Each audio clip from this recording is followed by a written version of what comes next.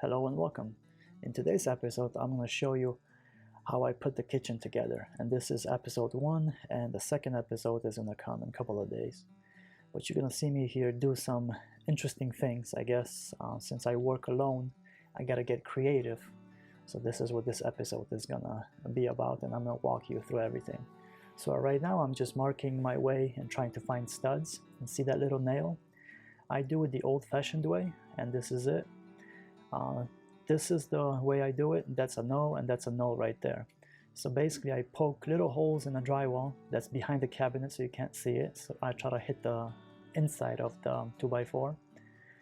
This is why I don't trust right there, and this one I don't trust the metal detectors or also the stud finders. And that's the 25% off sale that I caught on these cabinets. And I had them sitting in the store for a couple of weeks actually. So I bought them, and since I have nowhere to storage them, I just had it kept at the store. And I do this all the time. So I buy my kitchen cabinets and the bathroom cabinets when I catch a sale, and then I just basically wait till I'm done with it. And all the stores around here know me, so it's perfectly fine, and you can do that too. So like I was saying, I do things a little bit the old-fashioned way, because I like my kitchen cabinets to make sure that those cabinet screws go right in the middle of the stud. You can use the stud finders, but like I said, I don't trust them because a lot of them rely on magnetics. So they're trying to find the nail that is on the other side when the sheathing was put up. And being in construction, I know that nails get missed, as I showed you on that drawing. And also nails sometimes go right on the edge of the stud, the 2x4. So that's not going to give you much strength once you put your dishes in kitchen cabinets. There's going to be some weight on there. And if you saw the thumbnail, you definitely don't want to skip the the thumbnail video. It's at the end of this video, so check that out. This is pretty much me testing the strength of the cabinets. And that's, like I said, towards the end of the video, so you make sure you check that out, so don't skip that. So that's just me measuring twice, and I have a habit of trying to measure 2-3 times, so make sure I get my measurements right. And I'm marking my where I have to pre-drill the holes on the cabinets, since I got no one to hold it for me. So I try to do as much as I can, so when I put the cabinet up there, all I gotta do is just screw it in there. So I'm just using a drywaller's square to mark my lines. And I used the level before on the wall, as you saw, just to find and align everything. And then I pre-drill my holes and I put my screws in. So when I'm ready to lift the cabinet, all I gotta do is put it on the wall and just drill it in, and it's a done deal. All with one-man show, circus, whatever you want to call it. So that's the cordon cabinet. It is 24 inches from left to right. And just so you have an idea, they make them in different sizes. It all depends what you get, but the common one is basically what I have here. And these are the cheapest, most simplest cabinets you can probably buy in the market. And see, that was me. I'm gonna pre-drill it with that.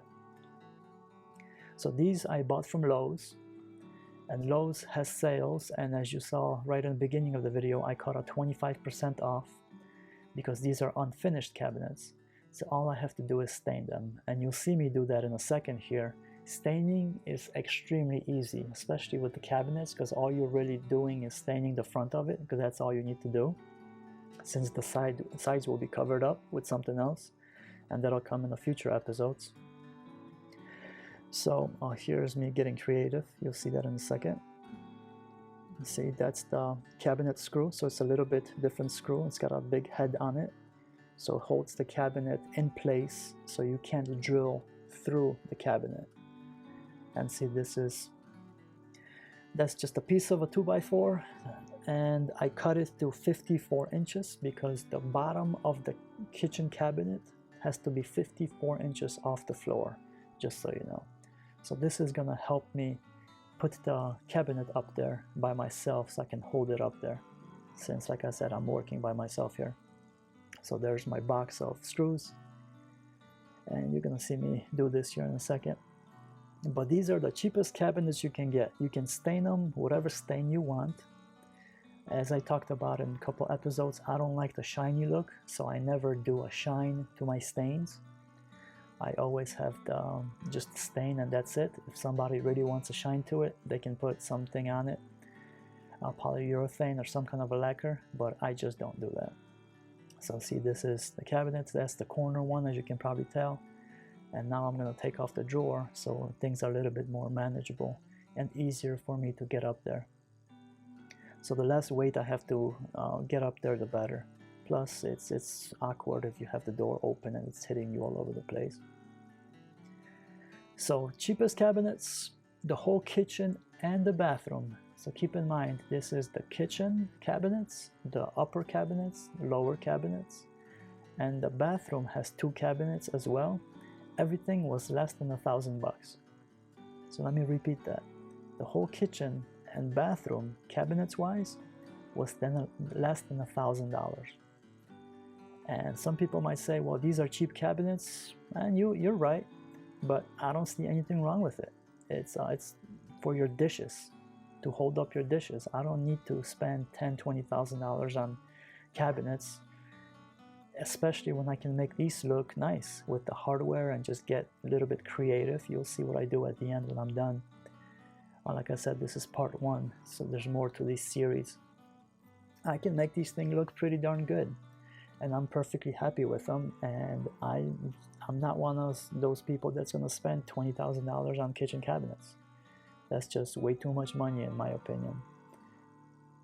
So $1,000 got me the kitchen and the bathroom with cabinets. See, easy breezy. So now everything is secured and it's holding up, it's being held up there, and the support is gone.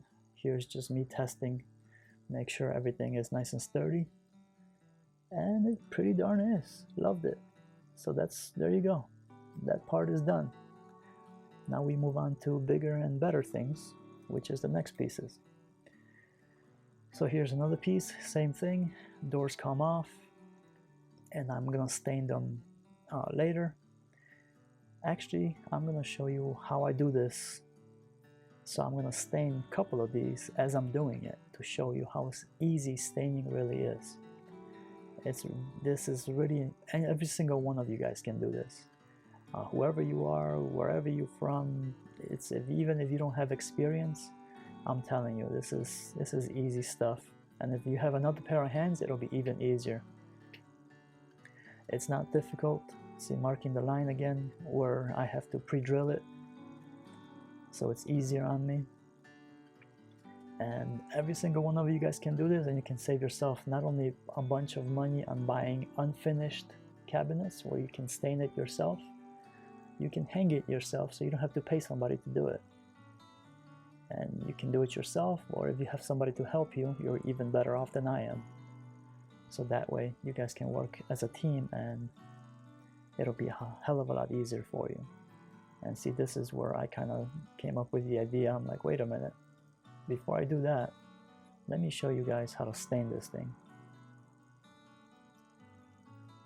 And this is, by the way, when I was doing this, I don't know if it was because of the stain that I was staining the trim or I don't know what it was, but I had a headache for a week. So this is me working with a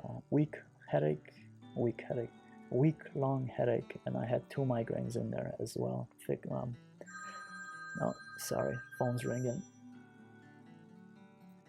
Sorry about that, I'm back. Figures I'm doing a voiceover and somebody wants to call me. But I was working with a headache that was a week long, and anything is possible. I've learned to deal with it. It's my issue and I get them a lot. That's why I named my channel after it, because I get migraines and headaches. But like I said, I can work with a headache no problem. Migraines are a little bit tougher, so I gotta take medicine to kind of numb it down, and then I can go out and do some work so I don't waste a day, because I hate wasting days. So see, this is just me staining the cabinet. There's nothing to it. Piece of cake. It just takes, I mean, this literally takes seconds. And since you're just staining the front of it, you don't have to worry about getting stain or anything in the back of it to mess up your drywall in the back. So you can just pretty much put it up as soon as you stain it. And then once you're done with everything, you can just touch it up. And you can stain that with just a regular rag. You don't need anything fancy, no brushes or anything expensive. If you got an old t-shirt, you can use an old t-shirt. Just try not to get something that has colors on it, because you don't want to transfer that color. This is me cutting the hole for the receptacle. This is going to be for the microwave. See, nice and pretty hole. And that's when that goes up there, nice and stained. I mean, this is, to me, this is just simple. Simple stuff, you have to see it and play with it. It's magnificent, magnifico. You don't know I spoke Italian, did you? So you just put that up there and call it a day. And like I said, I pre-drill my holes in there, and then I put the screws in there as well, just so when I get up there, I can put everything in and I don't have to struggle with it. So kind of think ahead. And see, this one I didn't even put anything underneath it. Just, you get familiar with angles if you're working with this kind of stuff, and where you have to apply pressure so stuff stays. See, look at that. It's floating already. Staining another cabinet. And like I said, these are just regular cabinet. It's nothing fancy. That's a 12-inch cabinet that's sitting right there. 12 by 30. The one that houses the microwave, that's a 30-inch cabinet by 12 inches. And the corner, like I told you, that's 24 inches. So no special sizes and no odd sizes. That's how you save money, basically, because anytime you go custom with anything, you're gonna pay more for it. So just keep that in mind. Plus, if you ever want to add something to it, you can just go to Lowe's and buy these cabinets. You don't have to special order anything, and you can match everything. And see, I wipe my hands on my shirt. I don't like to leave smudge marks on anything, so I try to be clean as possible. So when I hang this, pretty much there's almost no scuff marks on drywall or anywhere. It's just how I work. And see, more staining. That's the one that goes above the refrigerator, and that is also a 30-inch. So I did it a little bit undersized for that one, since it's a small cabin. I didn't feel like I needed to put a big fridge in there. So this is going to be for a 30-inch fridge. See, look at that. Piece of cake. So that's the uppers for the kitchen. Nice simple kitchen design, just like when I designed it in the software. So 24 inches corner cabinet on the left, 12 inches by 30, 30 by 12 the other way, another 12 inch by 30, and then 12 and 30 the other way. So that's my uppers. That's the kitchen upper cabinets. It's a nice simple design. And it's looking great so far. The stain is the same exact thing what I stained the rest of the house with. So everything's going to match.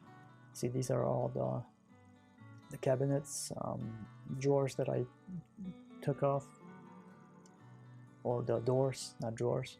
And see, this is me testing the strength. So if you were questioning my methods, not bad, huh? And I'm just hanging from it. Not bad at all. This is why I love what I do. So sometimes, I mean, this is perfect. I love it. That's it. That's episode 1.